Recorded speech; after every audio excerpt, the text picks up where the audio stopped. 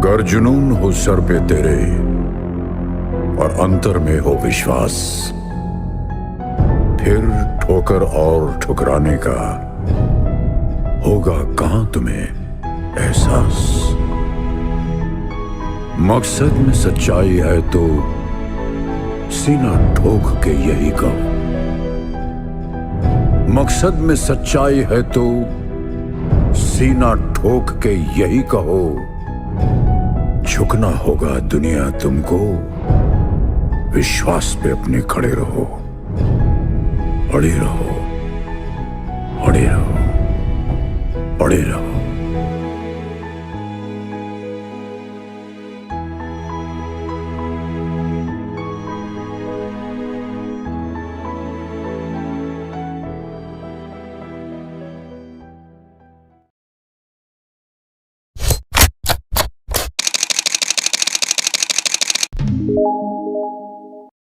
जय हिंद। मैं एक आम नागरिक हूँ और मैं दिल्ली से बिलोंग करता हूँ। 2015 और 17 के बीच में मैंने 9 बच्चों को रेस्क्यू किया था और एक पॉइंट पे मुझे लगा कि शायद इस तरह बच्चों को रेस्क्यू करके स्कूल भेजने के कारण हर बच्चा स्कूल तक नहीं जा पाएगा। तो मुझे कहीं ना कहीं ये चीज़ लगी कि अच्छा काम करना अच्छी बात है, बट गलत चीज़ें ख़त्म कर देना वो बिल्कुल एक अलग बात है। तो दिल्ली से वृंदावन में नंगे पैर गए थे एक यात्रा के अंदर, जिसमें मुझे कहीं ना कहीं एक अनुभूति हुई कि मुझे पूरे देश के अंदर एक यात्रा करनी चाहिए और उस यात्रा से काफ़ी सारी चीज़ें सहज हो सकती है। तो बाल भिक्षावृत्ति के खिलाफ यहीं से मेरी लड़ाई की शुरुआत होती है। उन्मुक्त भारत के नाम से एक अभियान की शुरुआत हुई, जिसके अंदर 17,000 किलोमीटर की मैंने पदयात्रा की।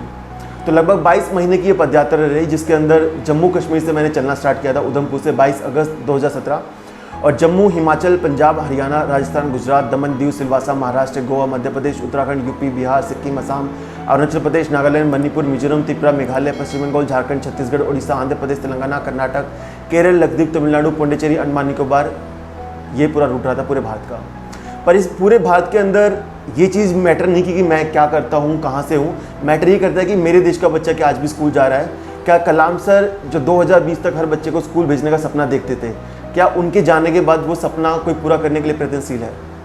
तो मैं उसी सपने को पूरा करने के लिए लगा हुआ हूँ। पेशे से एक मैकेनिकल इंजीनियर था, बट अभी फुल टाइम सोशल एक्टिविज्म में हूँ और कोशिश कर रहा हूँ। दुआएं फाउंडेशन एक संस्था है, उसके सहारे मिलकर कि हम आने वाले समय में दिल्ली के अंदर 70,000 बच्चों को कम से कम स्कूल भेजें और उसके सारे मॉड्यूल्स जो भी हम इम्प्लीमेंट करते हैं पूरे देश के अंदर देशव्यापी उन मॉड्यूल्स को इम्प्लीमेंट किया जाए।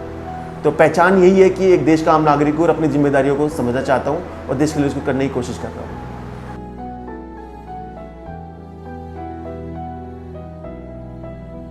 जर्नी सहज नहीं रही, मतलब चैलेंजेस फर्स्ट डे से स्टार्ट होते, रहना, खाना, ये इश्यूज तो तमाम पूरे 22 महीने रहे हैं। पर एक इशू मुझे लगता है कहीं ना कहीं मैं स्टार्टिंग से लेकर एंड तक डील ही नहीं कर पाया, वो था कि अकेले खाना खाना। मतलब आप किसी के साथ जब तक थे, जब तक लोग साथ में हैं, या फिर जैसे ही आपका उन लोगों से एक इंटरेक्शन खत्म होता है, तो शाम को वो अकेले खाना खाते खाते कहीं ना कहीं मतलब रोना आ ही जाता था, क्योंकि आप इतना बड़ा काम कर रहे हैं और कुछ करने की कोशिश कर रहे हैं, बट एक इमोशनल ब्रेकडाउन होने होते थे। दूसरा, घर वालों को डेली झूठ बोलना पड़ता था कि रहने की जगह मिल गई है, कुछ होता नहीं था, खाना टाइम पे खा लिया, बट ऐसा कुछ होता नहीं था। दूसरा, पैरों में दर्द होना। अब हर 4 या 5 किलोमीटर के बाद क्लाइमेट चेंज हो जाता है शाम होते होते, तो शाम को ये नहीं पता चलता कि कहाँ रहना है, कहाँ खाना है। तो ये चैलेंजेस पूरे थ्रू आउट द जर्नी रहे हैं। बट एक चीज़ थी कि विज़न मेरा है तो पूरा भी मैं ही करूँगा। तो कहीं ना कहीं एक चीज़ समझ में आती कि जो हम लोग बोलते हैं हमेशा कि भगवान उनकी सहायता करते हैं जो खुद की सहायता करते हैं, तो इसका पीछे मेन लॉजिक यही था कि जब तक आप अपने अंदर वो कॉन्फिडेंस नहीं जताएंगे तो शायद भगवान भी आपके अंदर वो कॉन्फिडेंस ना दिखा पाए कहीं ना कहीं। तो काफ़ी अच्छी चीज़ रही। चैलेंजेस मतलब 4 बार जॉन्डिस हुआ है, 5.4 तक बिलीरुबिन हो गया था, पर मूवमेंट कहीं नहीं रुका। जबलपुर के अंदर किडनैपिंग हो गई थी। लखीमपुर जैसे जम्मू कश्मीर मैंने क्रॉस किया था, उसके बाद कुछ लोग पीछे पड़ गए थे। पंजाब के अंदर ड्रग्स माफिया बड़ा एक्टिव है, एंड दिस नो डाउट कि छोटे छोटे बच्चे नशे की जिस तरीके से गिरफ्त में हैं, तो लोग हल्के हल्के इन चीज़ों के पीछे भी आगे पीछे भाग जाते हैं। तो चैलेंजेस पूरे यात्रा के दौरान रहे, बट एक चीज़ थी कि अगर आप यात्रा पर निकलें, आपकी जर्नी है, तो जिसने आपको जर्नी पे चूज़ किया है तो उसकी जिम्मेदारी कि आपकी जर्नी को पूरी कैसे करें। तो कहीं ना कहीं ये पूरी जर्नी स्पिरिचुअल थी और मुझे लगता है कि वो चैलेंजेस थे कहीं ना कहीं, मुझे लगता है कि वो सबसे खूबसूरत पहलू रहा मेरे लिए इस पूरी जर्नी के अंदर।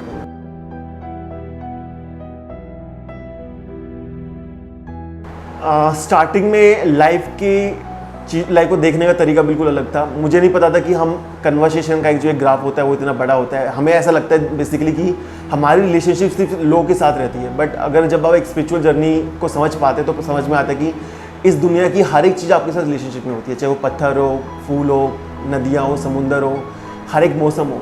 तो आपके शरीर को इस तरीके से बनाया गया है प्रकृति के साथ कि आपका शरीर हर एक चीज़ का रिलेशनशिप में होता है। बट हमें सोसाइटी ने 400 सालों के अंदर बड़ा बाउंड कर दिया है। तो ये चीज़ समझ में आई कि अगर हमारी एग्जिस्टेंस करोड़ों सालों की है तो इंसान का शरीर करोड़ों साल पुराना है। तो चीज़ें समझने में काफ़ी सारी चीज़ें आई। दूसरा, मुझे 6 प्रिंसिपल है जो जब पूरी मूवमेंट को मैंने रैपअप किया तो मुझे समझ में आता है कि एक्सेप्टेंस एक ऐसा एक सुपर पावर है इंसान के पास कि ये सुपर पावर किसी की भी लाइफ को चेंज कर सकती है। तो 6 प्रिंसिपल थे जो मैंने स्टार्टिंग से लेके एंड तक कभी फिगर आउट नहीं किए थे, बट जब ये जर्नी रुकी एकदम से तो मुझे नहीं पता कि why I was shifted to Sadhana या फिर ये सब चीज़ें कैसे अपने आप इनबिल्ट कैरीज हो गई मेरे साथ। तो 6 प्रिंसिपल मैंने यही सीखे कि एक्सेप्टेंस, सरेंडर करना अपने आप को, फ्लो में रहना, पेशेंस, करेज और इन्वॉल्वमेंट। इन्वॉल्वमेंट का मतलब होता है आप कैसे अपने आप को समझ पा रहे हैं, self analysis, self love, self care, ये सारी चीज़ें जो आपके अपने अंदर वाली यात्रा से जुड़ी है। दूसरा, कहीं ना कहीं मुझे लगता है कि यार एक लाइफ है और शायद ये लास्ट जन्म हो हम में से बहुत सारे लोगों के लिए जो सुन पा रहे हैं, देख पा रहे हैं। तो एक लाइफ में आप इंडिया को पूरा देख भी नहीं सकते। तो एक लाइफ में फ्लोरा, फोना, कल्चर, कस्टम, नदियाँ, समुंदर, पहाड़, स्पेस, गैलेक्सी और उसके बाद एक अपनी आप की जो अंदर ही अंदर एक कशमकश ज़िंदगी चलती रहती है, तो लाइफ उसको भी नहीं समझ पाते हैं। तो पहले शायद मैं शिकायतें करने वाले कैटेगरी में आता था, कहीं ना कहीं गवर्नमेंट ये नहीं कर रही या फलाना इंसान कुछ नहीं कर रहा। तो जजमेंट अब बिल्कुल जीरो हो चुकी है, ईगो से बहुत दूर हो चुका हूँ और बहुत सारी चेंजेस ऐसे हैं जो अपने आप ऑटोमेटिकली मुझे पॉजिटिव बनाते हैं। कुछ नेगेटिव चीज़ भी सामने दिखती है तो मुझे 4 चीज़ें उसमें पॉजिटिव नज़र आती है अपने आप ही। तो मुझे नहीं पता ये चीज़ें कैसे हो रही हैं, बट मैं एक्सेप्ट कर चुका हूँ तो हो रही है कहीं ना कहीं ये सब चीज़ें।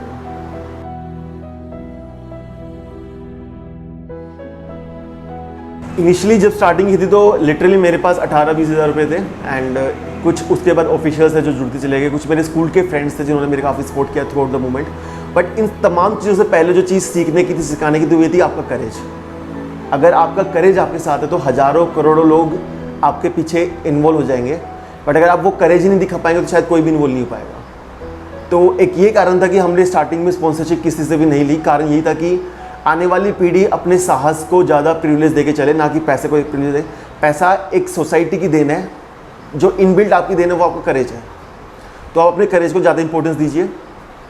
रहना, खाना, पीना सब मैनेज हो जाता है, क्योंकि अगर आपको कन्वर्सेशन का तरीका आता है तो लोग हैं जो आपके साथ चेंज लाना चाहते हैं, बट जब उनको आप कोई फेथ दिखाता है या कोई उनको एक थोड़ा सा विश्वास दिलाता है कि हाँ ये चीज़ें की जा सकती है, तो पूरी दुनिया आपके साथ आती है। ये चीज़ मेरे साथ हुई है।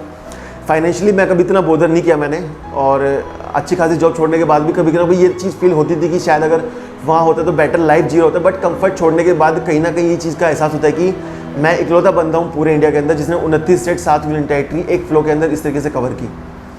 और जिस तरीके से पूरी जर्नी रही, काफ़ी कुछ सीखने को मिला। तो मुझे लगता है कि जो विजडम की चीज़ें होती हैं उसकी इंपॉर्टेंस करोड़ों लाखों रुपए से बहुत ज़्यादा है। बट वो जो मैंने 6 प्रिंसिपल बताए हैं, अगर आप 6 प्रिंसिपल को समझने की कोशिश करेंगे तो कहीं ना कहीं हो सकता है कि जब आप ये चीज़ सुन रहे होंगे तो आपको अपना करेज का एहसास हो, और करेज है तो उसको एक्सेप्ट कर लीजिए, निकल जाइए अपनी यात्रा पे कम से कम।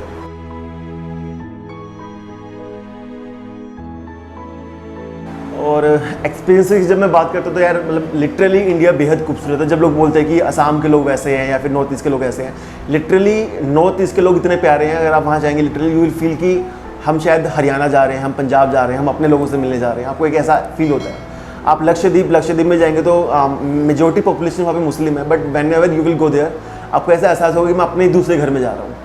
तो जो लोग हमें ऐसा एहसास कराते हैं कि उस स्टेट के लोग ऐसे हैं, उस स्टेट के लोग ऐसे हैं, तो कम से कम उन चीज़ों पर विश्वास मत कीजिए। अगर आप लिटरली खुद जाएंगे तो आपको खुद एहसास होगा कि अगर आप जिस इंटेंशन को कैरी करते हुए जा रहे हैं तो आपको लोग वैसे ही मिलेंगे।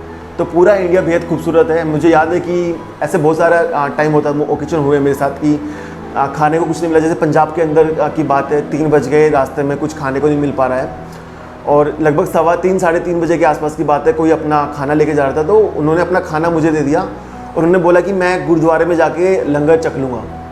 तो जब मुझे जिस चीज़ की ज़रूरत थी वो चीज़ ऑटोमेटिकली मुझे मिलती चली गई। चाहे पानी पीने की चीज़ें थी, चाहे लाइक शाम के अंदर मुझे जॉन्डिस हो गया था। तो एक फैमिली थी सिलीगुड़ी के अंदर जिन्होंने 1 हफ्ते के लिए मुझे वहाँ पे रखा, लिटरली अपने बेटे की तरह पूरा देखभाल किया, एंड काफ़ी सारे वेद के मतलब आयुर्वेदिक तरीके से इलाज करवाया, एंड 1 हफ्ते के अंदर काफ़ी आराम भी हुआ।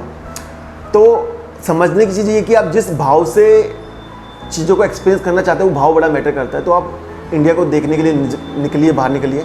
काफ़ी सारे IAS ऑफिसर्स ऐसे थे जिन्होंने पूरी जर्नी के अंदर मेरा काफ़ी सपोर्ट किया। तो इनिशियली मुझे लगता था कि एडमिनिस्ट्रेशन कुछ नहीं करता है, बट जब इन लोगों से बातचीत करना शुरू किया तो समझ में आता है कि ये लोग अपने लेवल पे कितना कुछ कर रहे होते हैं, बट उस चीज़ को मल्टीप्लाई इसलिए नहीं कर पाते क्योंकि पब्लिक का सपोर्ट नहीं मिल पाता कभी कभी। तो पब्लिक, एडमिनिस्ट्रेशन, गवर्नमेंट जब तक तीनों साथ नहीं मिल पाएंगी कोई भी इशू खत्म नहीं हो पाएगा और हम उस नए इंडिया को एक्सपीरियंस नहीं कर पाएंगे जिसका ख्वाब हम सब लोग मिलकर देखते हैं कहीं ना कहीं।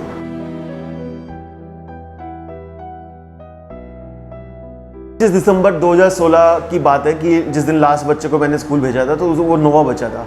तो मुझे 9वें बच्चे के बाद एक एहसास हुआ कि शायद मैं 10वें को भेज दूंगा, 11वें को भेज दूंगा, 12वें बच्चे को स्कूल भेज दूंगा, बट ये क्रम कब तक चलता रहेगा। तो वो एक ऐसा पॉइंट ऑफ टाइम था कि मुझे लगा कि ये चीज़ें ख़त्म की जा सकती है और ये पॉसिबल है, कोई ऐसी बड़ी बात नहीं है। तो 8 महीने उसके बाद मैंने इस पर रिसर्च किया एंड रिसर्च में ये पता चला कि एक पूरी हिरार्की है, बड़ा सिस्टमेटिक तरीके से पूरा माफिया काम करता है। तो child trafficking, child bagging, syndicate bagging, rag picking, drug mafia, genetic research, child labouring, sexual child exploitation crime. तो जो बच्चा आज किडनैप हुआ है तो 13-14 साल तक की उम्र में आते आते अगर वो बच जाता है इन सारी हिरार्की को क्रॉस करते हुए तो ही और she will be to crime. तो 68% क्राइम ऐसा मुझे लगता है कि हमारे देश के अंदर इसी हिरार्की के कारण है। अगर ये हिरार्की ख़त्म करनी है तो हम सिर्फ चाइल्ड बैगिंग को ख़त्म कर सकते हैं। तो हम अपनी तरफ से पहले भीख देना छोड़ें, क्योंकि जब तक एक साइकोलॉजिकल चेंज हम अपनी तरफ से नहीं लेके आएंगे तो वो बच्चे भी अपनी तरफ से नहीं लेके आएंगे। तो तमाम इश्यूज़ की हिरार्की को ख़त्म करना है तो चाइल्ड बैगिंग को ख़त्म कीजिए और ये करना बहुत ईजी है। आप भीख मत दीजिए। अगर सड़कों पे हम कूड़ा नहीं फेंकेंगे तो कूड़ा उठाने वालों की जरूरत नहीं पड़ेगी। तो एक इशू के बहुत सारे पहलू होते हैं, तो हमें दूसरे पहलू पे काम करना है और पहलू यही है कि हम पहले 100% भीख देना बंद करें अपनी तरफ से। खाना दे दीजिए, अगर मोबाइल फ़ोन आपकी जेब में आ सकता है तो खाना भी आपकी जेब में आ सकता है, बट खाना खिला दीजिए, फ़ोन बट अवॉइड कीजिए पैसा देना बिल्कुल।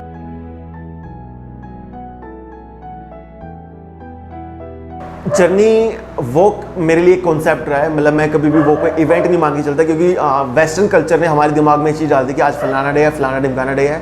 तो 365 दिन के अंदर 320 दिन मुझे लगता है कि हम डे सेलिब्रेट करने में लग जाते हैं। तो डे सेलिब्रेट करने के चक्कर में इशू से बहुत पीछे छूट जाते हैं हम लोग कहीं ना कहीं। लाइक चिल्ड्रंस डे हर साल आता है, बट चिल्ड्रंस डे पे ऐसा क्या अनोखा हो रहा है कि हम हर बच्चे को स्कूल देख पा रहे हैं, या फिर हम हर बच्चे के चेहरे पे मुस्कान देख पा रहे हैं, या फिर हम चाइल्ड लेबरिंग को ख़त्म कर पा रहे हैं। ऐसा कुछ नहीं हो पाता है। तो वो एक कॉन्सेप्ट ऐसा मुझे लगता है कि जितने भी रिलीजन्स फाउंड हुए हैं, मतलब कि रिलीजन एक कम्युनिटी है। मैं सनातन को ही एक स्पिरिचुअल साइंस के कॉन्सेप्ट को आगे फर्दर कंटिन्यू करके मानता हूँ कि जितने भी रिलीजन है, चाहे आदि शंकराचार्य है, स्वामी विवेकानंद है, गुरु गोविंद सिंह, नानक देव, मोहम्मद पैगंबर, गौतम बुद्ध, महावीर, जीसस, या फिर इन तमाम लोगों जब आप पढ़ते हैं पता चलता है कि इन लोगों ने एक पैदल पदयात्रा की, लोगों से मिले, जिन जिन लोगों ने इनके मैसेज को, संदेश को समझा, उन लोगों ने इनके संदेश को अपनाया और उसी संदेश को अपनाने वाले लोगों ने अपनी कम्युनिटी फॉर्म की। तो समझने की चीज़ ये है कि उस टाइम पे भी वॉक एक कॉन्सेप्ट था, एक साइकोलॉजिकल रेवोल्यूशन सेटअप करने का। तो हम भी यही कोशिश कर रहे हैं कि ये वाला जो हमारा दौर है आने वाले समय के लिए एक स्पिरिचुअल साइकोलॉजिकल रेवोल्यूशन सेटअप हो, ताकि हम लोग इशू ख़त्म करने के पीछे भागें। कब तक ऐसा होता रहेगा कि हम केस के पीछे भाग रहे हैं, आज 1 पेड़ लगा रहे हैं, कल 2 पेड़ लगा रहे हैं, कल 4 पेड़ लगा रहे हैं। ऐसा क्यों नहीं हो पा रहा है कि पूरी दुनिया एक ही बार के अंदर पेड़ लगा दे और आने वाले 100 सालों तक उस पेड़ की रक्षा करे अपने आप ही। तो चीज़ें पॉसिबल है, बट जब तक वो स्पिरिचुअल शिफ्ट दोबारा नहीं लेके आएंगे हम लोग कहीं ना कहीं, तो इस रिलीजन्स की लड़ाई में पॉलिटिशियंस हमें लड़ाते रहेंगे और हम लोग कहीं ना कहीं जो मेन एसेंस होता था कि ये चेंजेस क्यों लेके आए थे, क्यों रिलीजन्स फॉर्म हुए थे, हम उस चीज़ को समझ ही नहीं पाएंगे कभी ना कभी। तो वो एक कॉन्सेप्ट है, उस कॉन्सेप्ट को आप जितना समझेंगे आप कन्वर्सेशन को समझ पाएंगे, आप लोगों से कनेक्ट कर पाएंगे कहीं ना कहीं, और यही ज़रूरी है कहीं ना कहीं। और फिजिकल फिटनेस की बात करूँ तो लाइक मुझे 4 चीज़ें पता है कि अगर आपका दिमाग हर चीज़ के लिए तैयार है तो आपका शरीर अपने आप तैयार है। तो इसके पीछे बेसिक एक लॉजिक था कि आपके न्यूरॉन्स को आप खुद चैनलाइज कर सकते हैं, आपके दिमाग को खुद चैनलाइज कर सकते हैं। तो दिमाग से आपको काम करवाना है, ऐसा नहीं होना चाहिए कि दिमाग आपसे काम करवा रहा है। तो जितना जल्दी आप ये चीज़ें समझ पाएंगे, मुझे लगता है कि एक है जिन्होंने मतलब 180 किलोमीटर लगभग ही एक यात्रा की थी 24 घंटे के अंदर। ऐसे भी लोग हैं जो भाग के रनिंग करते हुए ये सब चीज़ें कर रहे हैं। तो ये लोग हम लोगों के बीच में से ही हैं। तो इन लोगों को जो चीज़ें स्पेशल बनाती हुई है, ये लोग अपने आप को एक्सेप्ट करते हैं। तो फिजिकल फिटनेस ज़रूरी है, बट उससे ज़्यादा ज़रूरी है कि आप अपने आप को एक्सेप्ट करें कहीं ना कहीं। और जैसे आप अपने आप को एक्सेप्ट करते हैं तो आपको समझ में आता है कि वो जादू भी आपको ढूंढ रहा है, जिस जादू की आपको खुद तलाश होती है।